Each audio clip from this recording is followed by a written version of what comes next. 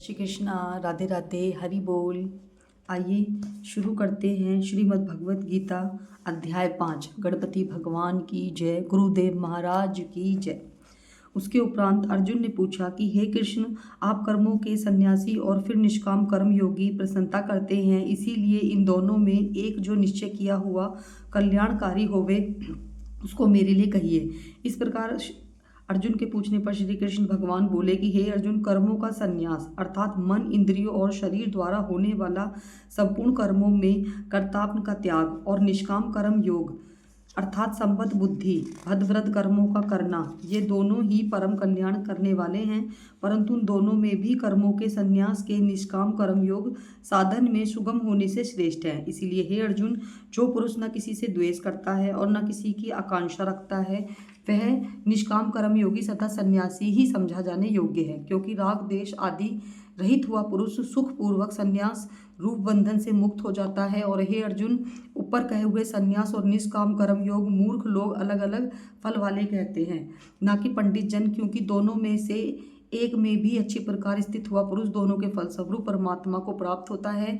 ज्ञान योगियों द्वारा जो परम धाम प्राप्त किया जाता है, निष्काम कर्म योगियों द्वारा वह भी प्राप्त किया जाता है। इसीलिए जो पुरुष ज्ञान योग और निष्काम कर्म को फल रूप में एक सा देखता है, वह ही यथार्थ देखता है। परंतु हे अर्जुन, निष्काम कर्म योग के बिना संन्यास अर्थात मन, इंद्रियों द्वारा, शरीर द्वारा होने वाला संपूर्ण कर्मों में कर्तापन का त्याग प्राप्त होना कठिन है। और भगवत स्वरूप को मनन करने वाला निष्काम कर्म योगी परम ब्रह्मा परमात्मा को शीघ्र ही प्राप्त हो जाता है। वश में किया हुआ शरीर जिसके ऐसा जितेंद्रिय और विशुद्ध और अंतकरण एवं संपूर्ण प्राणियों के आत्म स्वरूप परमात्मा में एक ही भाव हुआ निष्काम कर्म योगी कर्म करता हुआ भी विप्लयमान नहीं होता। हे अर्जुन, तत्वों को जानने वाला संख्यक योगी को देखते हुए, सुनता हुआ, स्पर्श करता हुआ, सूंघता, भोजन करता, गमन करता, सोता, श्वास लेता, बोलता, त्यागता, ग्रहण करता तथा आंखों को खोलता और मींचता हुआ भी सब इंद्रियां अपने अपने अर्थों में वर्त रहती हैं। इस प्रकार समझा हुआ निसंदेह ऐसा मानो कि वह कुछ भी नहीं करता है। परंतु हे अर्जुन, देहाभिभागियों द्वारा यह साधन होना कठिन है और निष्काम कर्म सुगम है। क्योंकि जो पुरुष सब कर्मों को परमात्मा में अर्पण करके और आतक्षयी त्याग कर्म करके, वह पुरुष जल से कमल के पत्ते के स्पर्श पाने से भी विल्यमान नहीं होता। इसीलिए निष्काम कर्म योगी ममत बुद्धि ही रहित केवल इंद्रिय, मन, बुद्धि तथा शरीर द्वारा भी आक्षिप्तों को त्याग कर अंतकरण की शुद्धि के लिए कर्म करते हैं। इसीलिए निष्काम कर्म योगी कर्मों के फलों को परमेश्वर के अर्पण करके भगवत प्राप्ति एवं शांति स्वरूप को प्राप्त होते हैं। और सकामी पुरुष फल में आसक्त हुए कामना के द्वारा बंधता है, इसीलिए निष्काम कर्म योग उत्पन्न है। हे अर्जुन, वश में अंतकरण जिसके ऐसा संख्योग का आचरण करने वाला पुरुष ही निसंदेह न करता हुआ और न करवाता हुआ 9 द्वारों वाले शरीर रूप घर वे सब कर्मों को मरने से त्याग कर अर्थात इंद्रियों को अर्थात में बरतता है। ऐसा मानता हुआ आनंद पूर्वक सच्चिन आनंद परमात्मा स्वरूप में स्थिर रहता है। परमेश्वर भी भूत प्राणियों के कर्तापनों को न कर्मों तथा न कर्म फल के संयोग से वास्तव में रचता है, परंतु परमात्मा के प्रकाश प्रकृति ही बरतती है, अर्थात गुण ही गुणों में बरतते हैं। सर्वव्यापी परमात्मा न किसी के पाप कर्मों को और न किसी के शुभ कर्मों को भी ग्रहण करता है, किंतु माया के द्वारा ज्ञान ढका हुआ है, इससे सब जीव मोहित रहते हैं।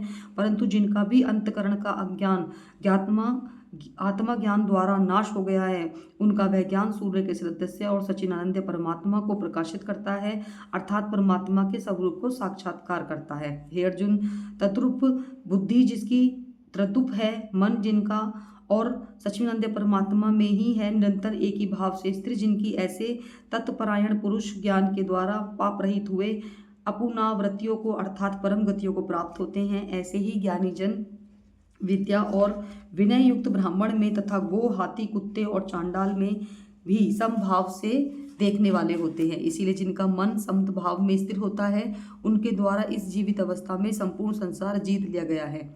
क्योंकि सचिन आनंद परमात्मा निर्देश और सम है, इसीलिए वह सचिन आनंद परमात्मा में ही स्थित है। जो पुरुष प्रिय को अर्थात जिसको लोग प्रिय समझते हैं उसको प्राप्त होकर हर्षित नहीं होता, और अप्रिय को अर्थात जिसको लोग अप्रिय समझते हैं उनको प्राप्त होकर भी वे उद्वान नहीं होता। ऐसा स्थिर बुद्धि, संशय रहित भाव एकता पुरुष सच्चिदानंद परम ब्रह्मा परमात्मा एक ही भाव से नित्य स्थिर रहता है।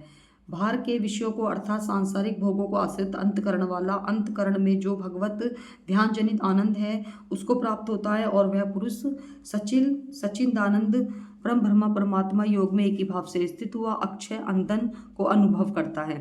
जो यह इंद्रिय और विषयों के संयोग से उत्पन्न होने वाला सब भोग है, ये यद्यपि विषय पुरुषों को सुख रूप भासते हैं और भी निसंदेह दुख के ही हेतु हैं, और यदि अंत वाले अर्थात अनित्य हैं, इसीलिए अर्जुन बुद्धिमान विवेकी पुरुष उनमें नहीं रमता।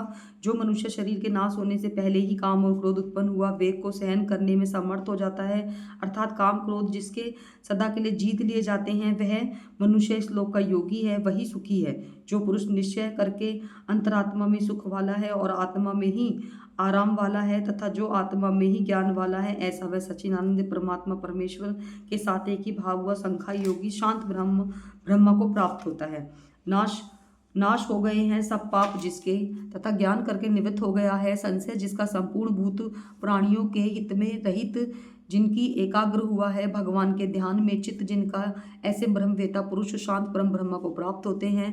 काम क्रोध से रहित जीते हुए चित्त वाले परम ब्रह्मा परमात्मा साक्षात किए हुए ज्ञानी पुरुषों के लिए सब ओर से शांत परम परमात्मा को ही प्राप्त होते हैं। हे अर्जुन, बाहर के विषयों भोगों को न चिंतन करता हुआ बाहर की त्याग कर नेत्रों की दृष्टि भ्रकुटी के बीच में स्थिर करके तथा नासिका में विचारने वाला प्राण और अपान वायु में सम करके जीती हुई इंद्रियां मन बुद्धि जिसकी, ऐसा ही मोक्ष परायण मुनि इच्छा भय और क्रोध से रहित है, वह सदा मुक्त ही है। और हे अर्जुन, मेरा भक्त मेरे को यज्ञ तपो को भोगने वाला और संपूर्ण लोकों में ईश्वरों को भी ईश्वर तथा संपूर्ण भूत प्राणियों का सुहृद अर्थात स्वार्थ रहित प्रेमी ऐसे तत्व से जानकर शांति को प्राप्त होता है, और सच्चिदान घन परिपूर्ण शांत करके ब्रह्मा के सिवा उसकी दृष्टि में और कुछ भी नहीं रहता, केवल वासुदेव ही वासुदेव रहता है।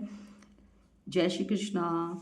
ये था श्रीमद् भगवद गीता अध्याय 5। हरि बोल। सभी भक्तों को राधे राधे।